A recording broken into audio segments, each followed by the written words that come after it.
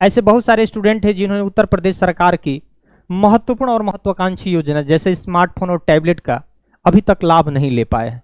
लाभ न ले पाने की वजह एक बड़ा कारण यह भी हो सकता है कि आप लोगों ने डिजी शक्ति पोर्टल के माध्यम से अपना ई-केवाईसी कंप्लीट नहीं कर पाए।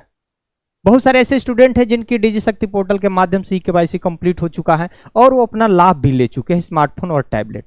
या बहुत सारे स्टूडेंट हैं जिनकी डिजी शक्ति पोर्टल के माध्यम से ई-केवाईसी कंप्लीट हो चुका है लेकिन अभी तक उनको स्मार्टफोन और टैबलेट नहीं मिला है। लेकिन स्मार्टफोन टैबलेट बहुत जल्द मिलने वाला है क्योंकि हम लोगों के जननायक चंद्रशेखर विश्वविद्यालय यूनिवर्सिटी में कई महाविद्यालयों में अभी लेटेस्ट में वितरण हुआ, तो इसका जीता जागता हमारे पास अनुभव है। और बहुत सारे ऐसे स्टूडेंट को मैंने खुद अपने हाथों से, सैकड़ों ऐसे स्टूडेंट हैं जिनकी मैंने ई-केवाईसी खुद किया है, तो ये सारा अनुभव हम आपके साथ शेयर कर रहे हैं। अगर किसी भी प्रकार की अगर दिक्कत आती है, फेल्ड बता रहा है, इनरोलमेंट नंबर गलत बता रहा है, ब्लॉक बता रहा है, इसके पीछे की वजह क्या हो सकता है, या आंशिक ई-केवाईसी कंप्लीट हुआ है फिर भी संपूर्ण नहीं हो पा रहा है, तो क्या करना होगा, पूरी डिटेल्स हमारे साथ बने रहिएगा। अगर आप इस चैनल पर नए होंगे तो जरूर इस चैनल को सब्सक्राइब करना ना भूलिएगा। पहले तो क्या करना है, गूगल में जाना है, डिजी शक्ति पोर्टल लिखना है।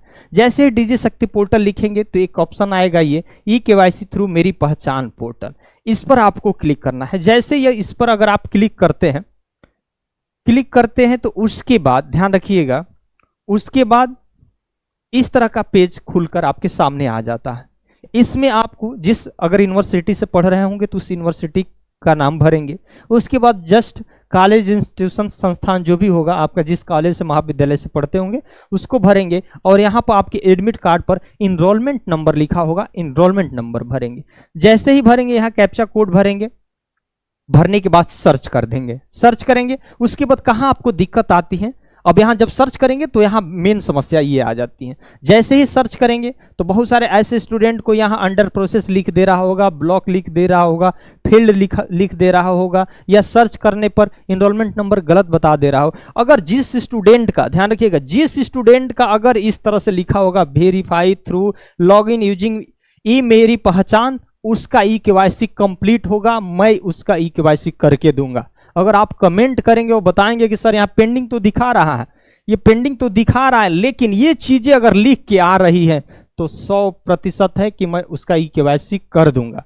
अगर कोई कॉलेज से दिक्कत नहीं होगा तो, अगर कॉलेज से दिक्कत है तो वहाँ के जो भी नोडल ऑफिसर हैं वहाँ जाकर संपर्क करेंगे। किसी प्रकार की अगर दिक्कत हो, नाम में दिक्कत हो, डेट ऑफ बर्थ में दिक्कत हो, जेंडर में अगर दिक्कत हो, ठीक, तो अगर इस तरह की दिक्कत है तो आप कॉलेज से सुधार करके लाएंगे। भले आपको साइबर कैफे वाले नहीं कर पा रहे, लेकिन ये तो मैं कर दूंगा। लेकिन यहां लिखना चाहिए वेरीफाई थ्रू लॉगिन यूजिंग ही मेरी पहचान। अगर इस तरह का लिख रहा है तो कोई दिक्कत नहीं है, मैं करके आपको दूंगा। कमेंट करिएगा, इनरोलमेंट नंबर दीजिएगा, हम अपना मोबाइल नंबर देंगे, उस पर आप मैसेज कर दीजिएगा, एडमिट कार्ड, आधार कार्ड के साथ मैं कर दूंगा। ठीक, इस तरह से लिख रहा तो हो जाएगा। ठीक, उसके बाद अगर इस तरह से लिख रहा फिर भी नहीं हो रहा है तो फिर एक प्ले स्टोर से एक ऐप्स डाउनलोड करना होगा। क्योंकि मैंने देखिए अपने मोबाइल फोन से कम 100 लोगों से अधिक किए होंगे, अपने ही स्टूडेंट जिस महाविद्यालय में पढ़ाता हूं। लेकिन बहुत सारे ऐसे स्टूडेंट की दिक्कत आई कि जब मैं अपने फोन से कर रहा था तो नहीं हो रहा था, तो उन लोगों का फोन, स्टूडेंट का फोन लेकर उनके प्ले स्टोर से फायरफॉक्स एक ऐप्स है, उसको डाउनलोड करने के बाद यूजर आईडी और पासवर्ड डालेंगे तो उससे कंप्लीट हो जा रहा था, सक्सेस हो रहा था। ये मेरा लंबा अनुभव, लगभग 50 लोगों का ऐसे किए हैं, इसलिए मैं बता रहा हूं।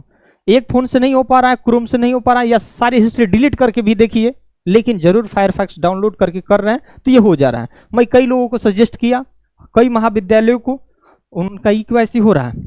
या यहाँ पे देखिए योर डाटा वेरिफिकेशन, अगर इस तरह से पेंडिंग लिख रहा है लेकिन अगर नीचे लिख दिया your data verification is under process, तब आपको क्या करना है, तब यहां पर तो भाई इसमें यह देखना है कि इसका मतलब आपने कुछ बदलाव किया है, सुधार करवाए हैं। जैसे आपने आधार कार्ड में अगर कोई नाम वगैरह चेंज करवाए हो, डेट ऑफ बर्थ चेंज करवाए हो, या आप कॉलेज में जेंडर मेल फीमेल वगैरह चेंज करवाए हो, नाम में चेंज करवाए, कुछ भी अगर चेंज करवाए हैं तो your data verification is under process लिखेगा। अगर कॉलेज से आप चेंज करवाए हैं या खुद अपने से चेंज किए हैं आधार कार्ड वगैरह तो लिखेगा। हाँ, तो इसका भी एक लिमिटेड टाइम है, इसका कम से कम 3 महीना प्रोसेस है, 3 महीने में ये वेरीफाई थ्रू लिख देगा। लेकिन किसी का 2 महीने में भी हो जा रहा है, किसी का 1 महीने में भी हो जा रहा है, तो ये अंडर प्रोसेस में है, यानी आपने कुछ बदलाव किया है, ये प्रक्रिया चल रही है, सही हो जाएगा विभाग द्वारा। अगर इस तरह से भी लिख रहा है तो समय थोड़ा सा आपको लगेगा, लेकिन सही हो जाएगा। ठीक, उसके बाद एक और बहुत बड़ी दिक्कत यह आती है कि बहुत सारे ऐसे स्टूडेंट हैं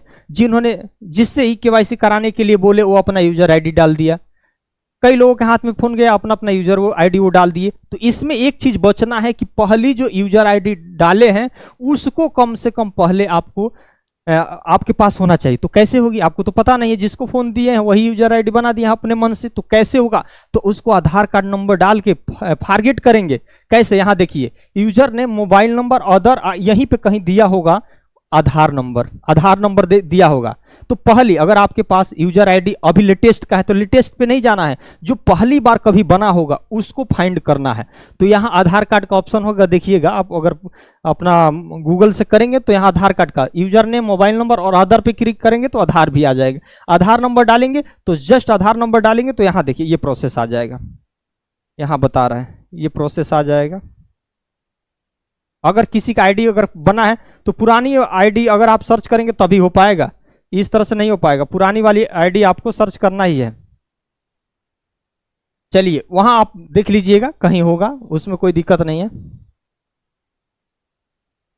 यहां देखिए आधार नंबर यहां डालेंगे, जैसे आधार सेलेक्ट करेंगे, उसके बाद आधार नंबर डालेंगे, यहां फॉरगेट कर देंगे। फॉरगेट करेंगे ना, तो फॉरगेट करेंगे तो उसके बाद अब फॉरगेट पासवर्ड हो जाएगा, तो उसके बाद अपने से पासवर्ड बनाएंगे। आधार नंबर डाल देंगे, फॉरगेट करेंगे, पासवर्ड अपने से बनाएंगे। जैसे मान के चलिए कि उसमें प्रतीक भी होना चाहिए, डिजिट भी होना चाहिए, वो ये वर्ड वगैरह भी होना चाहिए, ABCD वगैरह करके ये भी होना चाहिए।